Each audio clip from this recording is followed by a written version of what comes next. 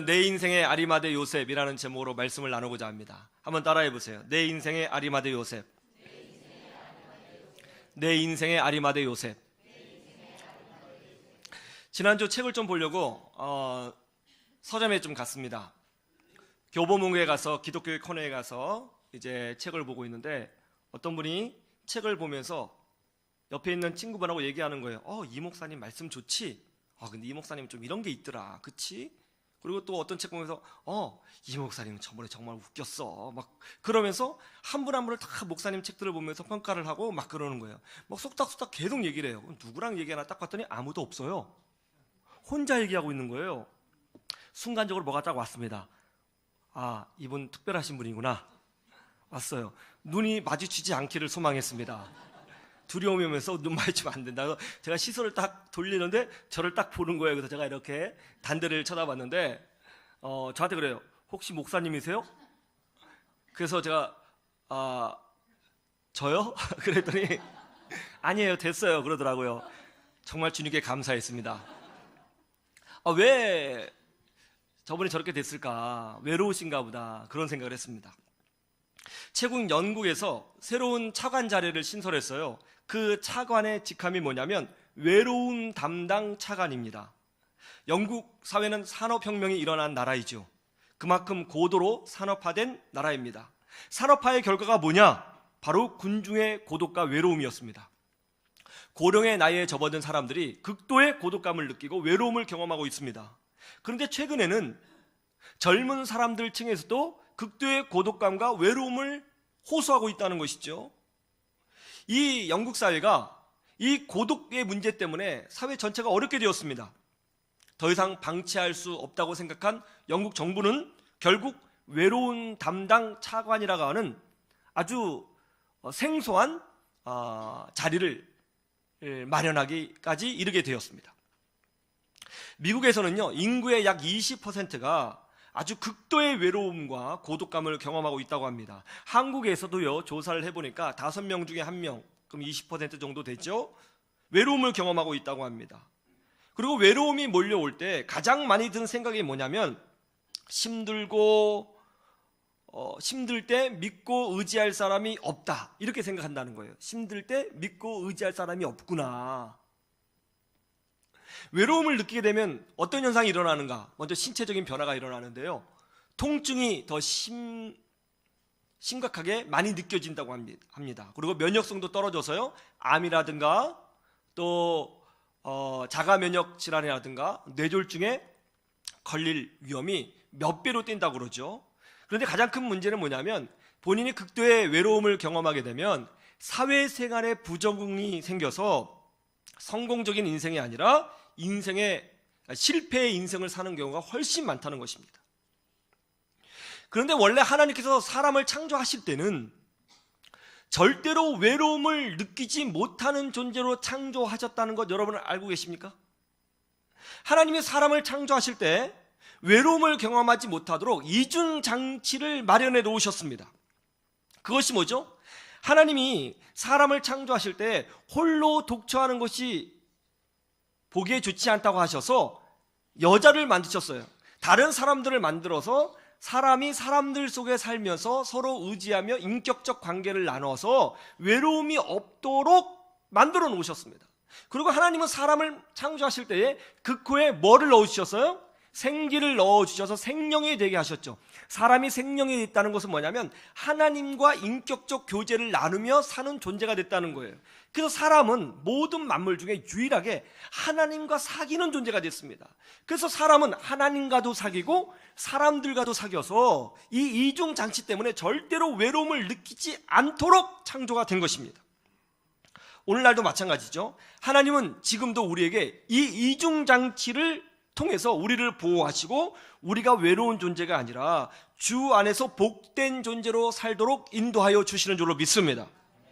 우리는 지금 이 시간에 성령 하나님과 교제하고 사귐으로 외롭지 않고요, 또 믿음의 사람들과 함께 영적 교제를 나눔으로 외롭지 않는 존재로 살 수가 있는 거예요.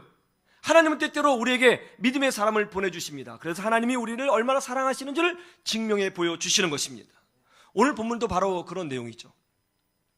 예수님께서 나의 죄를 대신하여 십자가에서 못 박혀 죽으셨습니다. 이것은 위대한 하나님의 사랑이었습니다. 예수님이 십자가에서 흘리신 피는 사랑의 피요, 용서의 피요, 회복의 피였습니다. 그런데 문제가 생겼어요. 예수님께서 십자가에서 죽으시자 그나마 남아있던 사람들도 다 예수님을 버리고 떠나갔습니다. 예수님은 로마 총독의 명을 받고 십자가형을 당했기 때문에 어떤 누구도 감히 예수님의 시선을 거두지 못했습니다. 감히 로마 행정부에 찾아가서 예수님의 시신을 달라고 요청하는 사람도 없었습니다. 예수님을 따르던 군중들도 다 예수님을 버리고 떠나갔지요. 예수님의 제자들도 예수님을 버리고 떠나갔죠. 또한 예수님의 가족들도 어떻게 할 수 없었습니다. 예수님 주변에는 아무도 없었습니다. 그런데 그때 놀라운 일이 벌어졌어요. 뜻밖의 사람이 나타났습니다. 전혀 유명하지도 않는 사람이에요. 성경에 나오지 않는 사람입니다. 그 사람이 바로 아리마대 요셉이었습니다. 그 사람은 아리마대 지역의 아주 큰 부자였습니다. 이 아리마대 요셉이 빌라도에게 찾아가서 예수님의 시신을 달라고 요청했어요. 그리고 그는 예수님을 깨끗한 세마포로 싼 후에 부자들의 묘실에 예수님을 모셨습니다. 아무도 없다고 생각했어요. 모두가 다 예수님을 버리고 떠나갔다고 생각했어요. 마지막 순간에 예수님에게 남은 사람 한 명도 없다고 생각했어요. 그런데 바로 그 순간에 하나님은 가장 신실한 아리마대 요셉을 준비하셨고 그 요셉을 예수님에게 보내주셨다는 것입니다. 여러분, 하나님은 오늘날도 역시 그의 사랑하는 자녀들을 위해서 우리 인생 중간중간에 아리마대 요셉을 준비하시고 예비하셨다는 것을 여러분 알고 계십니까? 하나님은 성령님을 통해서 우리와 동행하시기도 하시지만 때로는 우리가 외롭고 힘들 때에 아리마대 요셉과 같은 사람을 보내주셔서 우리가 혼자가 아니라 하나님과 동행하는 존재이심을 보여주시고 그 사랑을 증명해 보여주실 때가 있다는 것입니다. 그러므로 세상 사람들이 다 나를 버리고 나를 외면해도 절대로 낙심할 필요가 없습니다. 왜죠? 우리 인생을 위한 아리마대 요셉이 있습니다. 하나님이 준비해 놓으셨습니다. 그 사람이 나와 함께하여 주실 것입니다. 이 땅에서 우리는 외로운 존재가 아닙니다. 하나님과 동행하는 존재입니다. 하나님이 하나님의 사람을 보내주실 것입니다. 이 믿음으로 승리하시기를 주님의 이름으로 축원합니다. 이때 우리가 알아야 될 귀한 영적 약속들이 있습니다. 그것이 뭐죠? 첫 번째는 이거예요. 하나님께서 우리에게 아리마대 요셉을 보내주실 때에 어떤 아리마대 요셉을 보내주시느냐? 첫째로는 나와 끝까지 함께하는 아리마대 요셉을 보내주신다는 거예요. 한번 따라해 보세요. 나와 끝까지 함께하는 아리마대 요셉이 있다. 모든 사람이 예수님을 버리고 떠났다고 생각했을 그때에 하나님은 아리마대 요셉을 예수님에게 보내주셔서 끝까지 예수님과 함께하게 하셨습니다. 그리고 아리마대비 준비한 부자들이 들어갈 수 있는 묘실에 예수님이 안치가 되었습니다. 그런데 이 모든 일은 우연히 일어난 사건이 아니에요. 성경에 이미 예언된 일이었습니다. 우리 한번 찾아볼까요? 이사야서 53장 9절을 보시죠. 이사야서 53장 9절.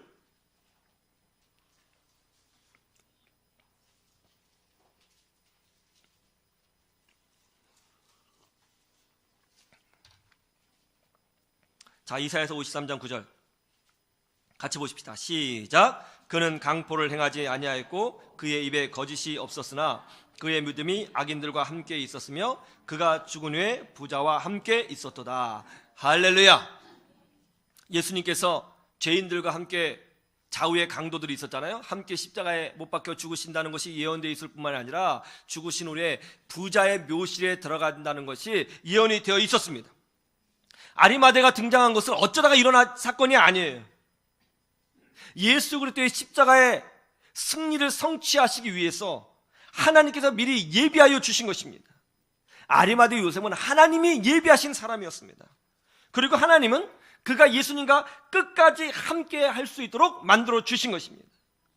여러분, 모든 사람이 인생을 살다 보면 나에게 등을 보일 때가 있습니다. 나를 떠날 수가 있습니다. 그렇게 믿었던 사람이 나에게 아픔을 줄 수가 있습니다. 그런데 바로 그 순간에 모든 사람이 나에게 등을 보일 것 같은 그 순간에 하나님은 나와 끝까지 함께할 아리마대 요셉을 예비해 놓으셨다는 것을 알으셔야 되는 것입니다.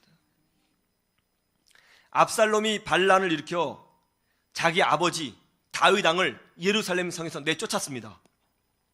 그때 압살롬의 권세가 대단했습니다. 그의 권세가 얼마나 대단했는지 민족의 영웅이었던 다윗, 그렇게 나라를 잘 통치했던 그 다윗 왕이 쫓겨나가는데 다윗을 따르는 사람이 없어요. 압살롬이 너무나 무서웠습니다. 그의 권세가 너무나 대단했습니다. 그렇게 충성을 맹세했던 신하들도 다윗에게 다 등을 돌렸습니다.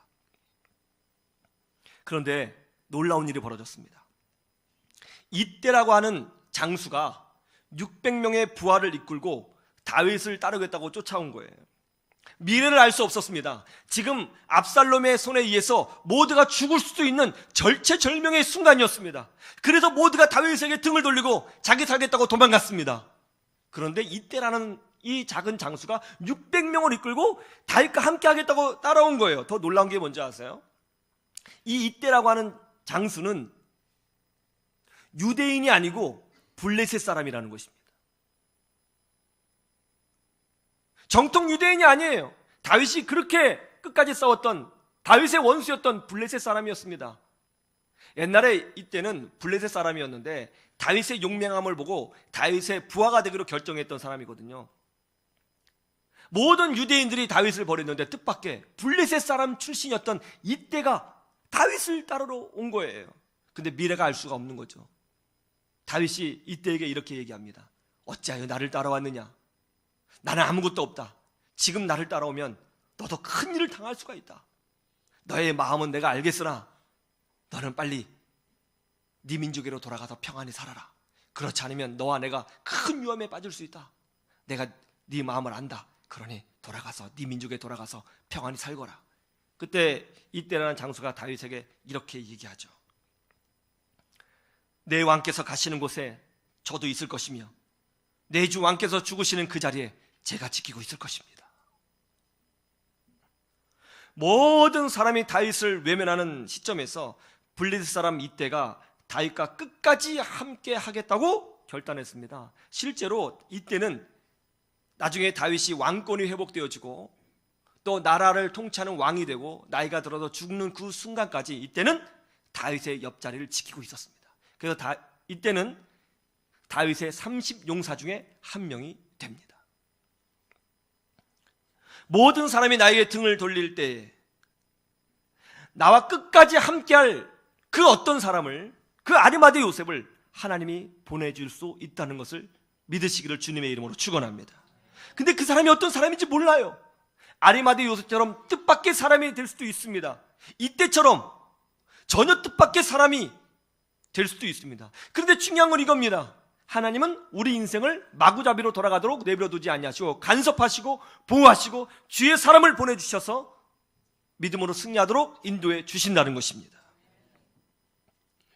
내가 부족해도, 내가 권력이 없어도, 내게 물질이 없어도, 내가 모든 것을 다 잃어도 하나님은 나와 끝까지 함께할 아리마대 요셉을 예비해 놓으셨습니다. 이런 믿음으로 승리하시기를 주님의 이름으로 축원합니다.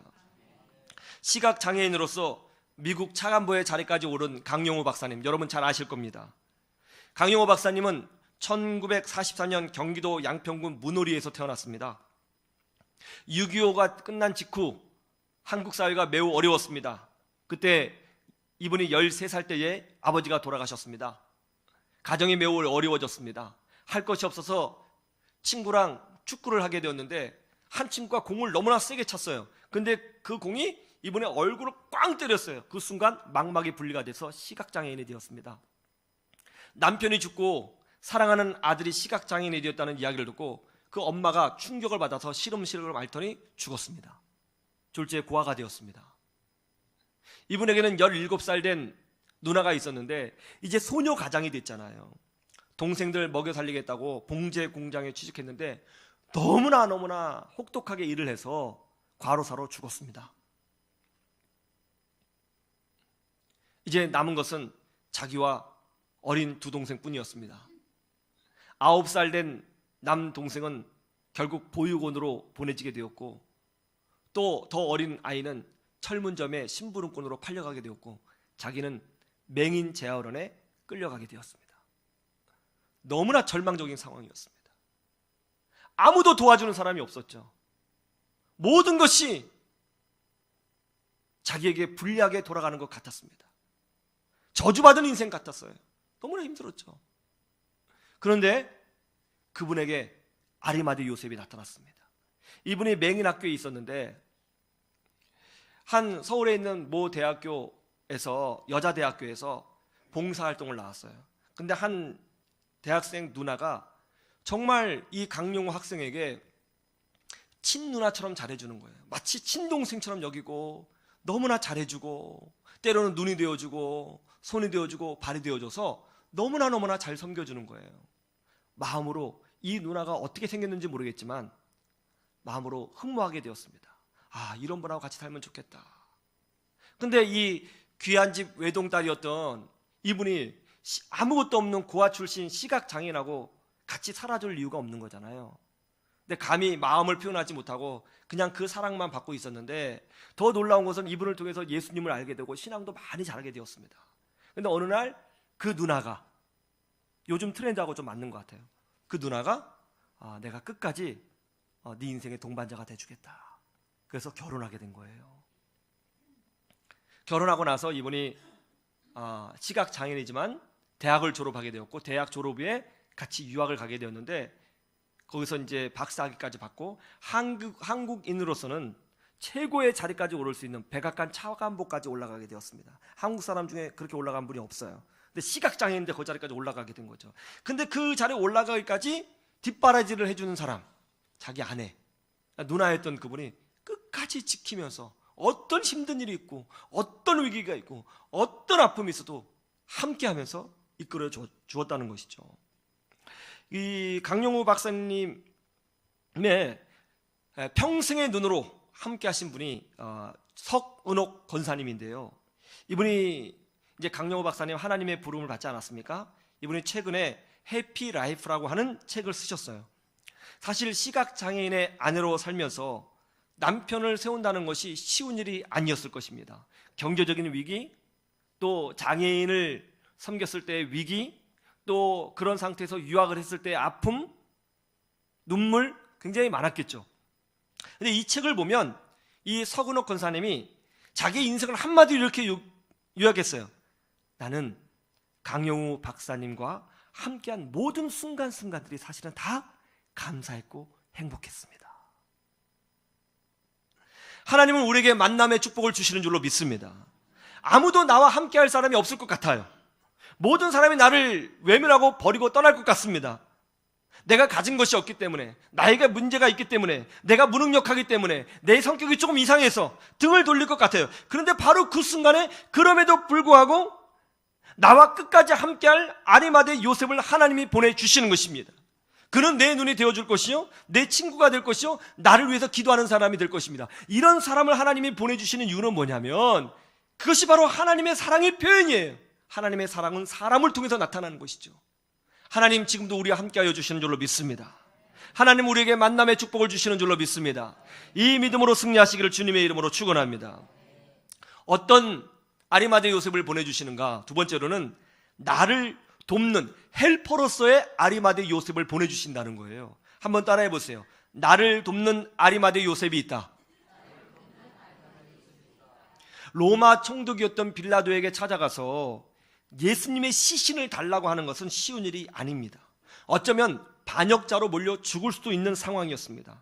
그러나 아리마대 요셉은 그것을 두려워하지 않았습니다. 그는 빌라도에게 갔고 예수님의 시신을 되찾아왔으며 자신이 준비한 부자의 묘실에 예수님을 모심으로써 하나님의 말씀을 성취하는 데 쓰임을 받게 되었던 것입니다. 이와 같이 내가 힘들고 도움이 손길이 없어 아파할 그 순간에 하나님은 놀랍게도 돕는 사람을 나에게 보내주실 때가 있어요.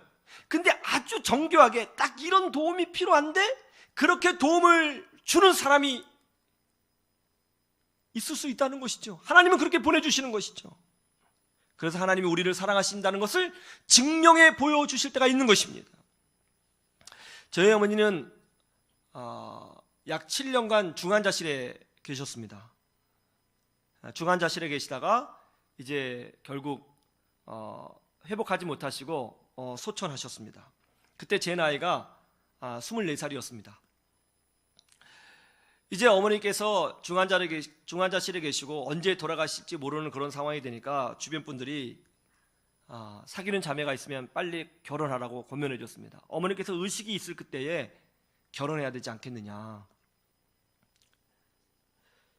근데 결혼을 하려고 그러는데 제가 24살이 어릴 때 뭘 알겠어요.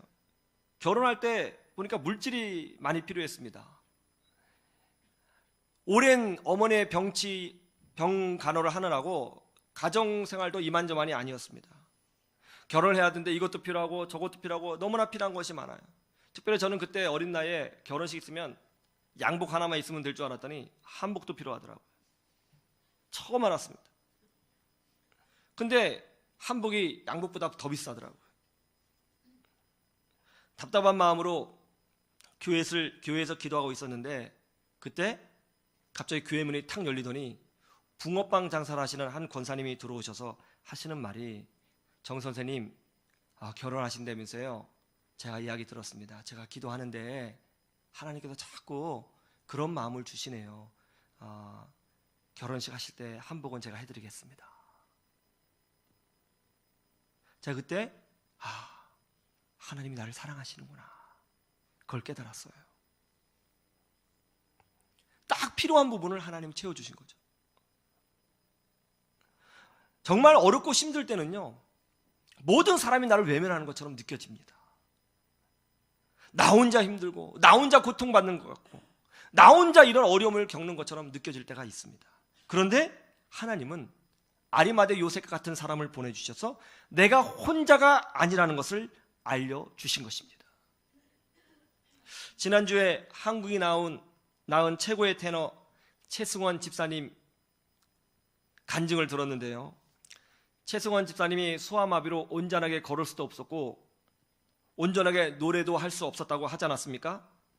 그래서 노래할 때마다 나는 늘 한계가 있겠구나, 나는 더 이상 성장하지 못하겠구나, 그런 생각을 하고 있었다고 했습니다. 근데 이분이 미국에서 공부를 하는데 한 교수님이 그렇게 이야기하더래요. 아니 왜 그런 생각을 하는 거지? Why not? 왜 안 된다고 생각하는 것이지? 네가 한국 사람이기 때문에? 너희가 장애가 있기 때문에 더 이상 성장할 수 없다고? 왜 그렇게 생각하는 거지? 왜 안 돼? Why not? 왜 안 된다고 생각하는 거야? 너도 할 수 있어. 내가 도와줄게. 내가 끌어줄게. 같이 가자고. 그렇게 이끌어 주더래요. 그때 이분의 생각이 딱 드는 생각이 뭐냐면 이분 하나님이 보내주셨구나. 그래서 이분이 그 장애의 몸을 갖고 있음에도 불구하고 최고의 테너로 성장할 수 있었다는 것입니다. 여러분, 하나님은 지금도 우리에게 아리마대 요셉을 보내주신다는 것을 믿으시기를 주님의 이름으로 축원합니다. 세 번째, 어떤 내 인생에 아리마대 요셉이 있는가? 나를 귀히 여겨주는 아리마대 요셉이 있다는 것입니다. 한번 따라해 보세요. 나를 귀히 여겨주는 아리마대 요셉이 있다. 빌라도는 예수님을 죄인으로 생각했어요. 유대 지도자들과 바리새인들도 예수님을 죄인으로 생각했습니다. 대부분의 유대인들은 예수님을 십자가에 못 박혀 죽은 죄인으로만 생각을 했어요. 어떤 누구도 예수님을 귀한 분으로 여기지 않았습니다. 그런데 사회 전체가 예수님에 대해서 부정적인 생각을 가지고 있었고 예수님을 죄인으로 생각하는 그 시점에 그렇게 생각하지 않은 사람이 있었다는 거예요. 누구라고요? 아리마대 요셉이었습니다. 오늘 말씀에 보면 이렇게 되어 있죠. 오늘 말씀 볼까요? 57절. 다 같이 보죠. 57절 시작. 저물었을 때 아리마대 부자 요셉이라 하는 사람이 왔으니 그도 예수의 제자라. 이 사람도 예수님의 제자라고 표현하고 있습니다. 그러니까 아리마대 요셉은 드러나게 행동했던 제자는 아니었던 것 같아요. 그래도 멀리서 예수님을 바라보며 예수님을 존경하고 예수님을 소중한 분으로 생각했던 것 같습니다. 그래서 그는 빌라도를 찾아가서 예수님의 시신을 달라고 요구하였고 가장 깨끗하고 좋은 천으로 예수님의 시신을 감싸고 가장 귀한 부자의 묘실에 예수님을 안치한 것이죠. 사람들이 나를 무시하는 것처럼 느껴질 때가 있어요. 사람들에게 인정받지 못한다는 느낌을 받을 때도 있습니다. 그런데 모든 사람들이 나를 그렇게 생각할 순간에 그렇게 생각하지 않는 사람도 있다는 거예요. 나를 소중하게 여겨주고, 나를 귀하게 여겨주고, 내 가치를 알아주고, 나를 믿어주는 아리마대 요셉과 같은 사람이 있다는 것입니다. 객관적으로 보면 너무나 부족해요. 자격이 없어요. 부끄러워요. 그런데 이상하게도 그 기도하는 사람이 나를 소중히 여겨주고, 나를 믿어주고, 나와 함께 해준다는 것이죠. 레나 마리아가 두 팔이 없이 태어나지 않았습니까? 그때 의사와 간호사들이 아이를 보고 놀라서 소리를 질렀다고 합니다.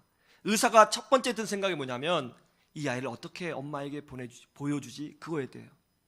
고민 끝에 어쩔 수 없잖아요. 고민하다가 결국 아이를 데리고 엄마에게 딱 보여줬더니 엄마의 첫 마디가 뭐냐면, 너무 예쁘구나. 너는 내 인생의 가장 소중한 존재야. 그렇게 말을 했대요. 이게 하나님의 마음이죠. 예, 우리는 영적으로 두 팔이 없이 태어날 수도 있어요. 우리는 영적으로 장애가 있어요. 성격에 장애가 있어요. 삶의 장애가 있어요. 인생의 장애가 있어요. 영적으로 부족해요. 근데 하나님 눈에는 너는 정말 소중한 존재구나. 그렇게 보인다는 것입니다. 그래서 하나님은 우리 인생에 아리마대 요셉을 보내주셔서, 얘야, 세상 사람들 다 너에게 등을 돌리고 너를 무시해도 나는 너를 그렇게 보지 않는다. 내가 증명해 보여주리라 하면서 하나님의 사람을 보내주실 때가 있다는 것입니다. 꿈꾸는 다락방이라는 책을 쓴 오종택 선생님이 있습니다. 이분이 고등학교 선생님이었는데요, 어려움을 당해서 실직을 하게 되었습니다. 생계를 위해서 할 수 있는 건 다 했어요. 먼저 기자의 일을 하게 되었고요, 컴퓨터 판매원 일도 하게 되었고요, 건설회사 영업사원도 했고요, 월간지 잡지 영업사원도 했습니다. 그 외에 여러 가지 일을 막 하면서 생계를 유지하려고 발부둥을 쳤습니다. 그런데 나중에는 이분의 경력이 인정이 돼서 지금은 고등학교에서 청소년들의 직업을 상담해주는 진로 선생님이 됐고요, 정말 유명한 사람이 됐어요. 다양한 일을 많이 하다 보니까 다양한 것을 많이 실제로 알게 됐잖아요. 그리고 책을 써서 아주 청소년들에게 꿈과 희망을 심어주는 선생님으로 이제 유명해지게 되었는데, 이분이 책에서 이런 이야기를 합니다. 가난 때문에 학교를 제대로 다니지 못한 한 목수가 있었답니다. 학교에 다니고 싶었지만 생계 때문에 학교를 온전히 다니지 못했습니다. 중학교도 졸업하지 못했습니다. 그래서 처자식을 먹여 살리기 위해서 공부하겠다는 꿈은 다 접고 공사판에 뛰어들어가 목수의 일을 하게 되었습니다. 하루는 명지대학교 신축 현장에서 일을 하게 되었는데요, 이분은 늘 일을 맡으면 가족의 생계를 위해서 맡은 일을 최선을 다해서 빨리 끝나고 다음 공사장으로 가는 것을 목표로 두고 일을 했다고 합니다. 그러다 보니까 다른 분들은 다 퇴근해도 끝까지 남아서 일을 밤늦게까지 마무리하곤 했답니다. 그러다 어느 날 명지대학교 설립자인 유상근 학장님이 이제 밤늦게 일을 하고 퇴근을 하는데 아직 공사장에서 똑딱똑딱 하는 소리가 들리는 거예요. 이 밤에 누가 있나? 가봤더니 한 목수가 조그만 백열등 하나 켜놓고 그렇게 열심히 일을 하더랍니다. 그래서 그분에게, 어이 선생님, 지금 몇 시인데 아직까지 일하십니까? 그 건강을 돌보셔야죠. 얼른 퇴근하세요. 그러자 그 목수가, 저 신경 쓰지 마시고 그냥 가십시오. 제가 맡은 것은 제가 빨리 끝내야 됩니다. 제가 빨리 끝내야 다른 데 또 갈 수 있거든요. 그래야 한 푼이라도 더 벌죠. 제가 최선을 다해서 할 테니까 신경 쓰지 마시고 가세요. 그렇게 말을 하더래요. 그때부터 이제 유상근 학장님이 저분 참 독특하다 싶어가지고 밤늦게 퇴근할 때 있는가 없는가 보니까 항상 밤늦게까지 일을 하더라는 거예요. 그래서 밤늦게 일하는 이 목수에게 만두도 사다 주고 때로는 손수 라면까지 끓여주면서 이런저런 이야기를 하게 되었답니다. 이제 학교 일이 다 끝나게 되었고 그 목수가 다른 공사장으로 가게 되었는데 유상근 학장님이 그 목수를 부르더니, 선생님, 다른 공사장 가지 마시고 그냥 학교에 남아 계시면 좋겠습니다. 아니, 제가 학교에 남아서 무슨 일을 합니까? 뭐 무슨 일 할 거 없어도 괜찮습니다. 월급은 드릴 테니까 그냥 아무것도 하지 마시고 여기 그냥 가만히 계십시오. 아니, 그런 일이 어디 있습니까? 여기 있습니다. 그러니까 그냥 가만히 계십시오. 그래서 이분이 아무 일도 안 하고 학교에 남고 월급을 받게 되었대요. 근데 그냥 월급 받으니까 너무 미안하잖아요. 내가 뭐 할 일이 없는가 돌아다녀 보니까 학생들 책상이 좀 망가져 있고 의자가 좀 망가져 있고 교탁이 좀 망가져 있고 또 학교 곳곳에 수리할 것이 보이더랍니다. 그래서 망치 들고 못 들고 가서 그런 거 다 일일이 고치고 열심히 일을 했대요. 그러자 1년이 지나니까 학교에서 정식 직원으로 채용을 했답니다. 그리고 정식 직원으로 채용했을 뿐만 아니라 유상근 학장님이 이분에게 공부할 수 있는 길을 열어줘서 중학교, 고등학교 검정고시를 통과하게 되었고 야간대학교 건축학과에 진학할 수 있도록 도와주었습니다. 건축학과 나와서 건축기사 자격증을 땄고요.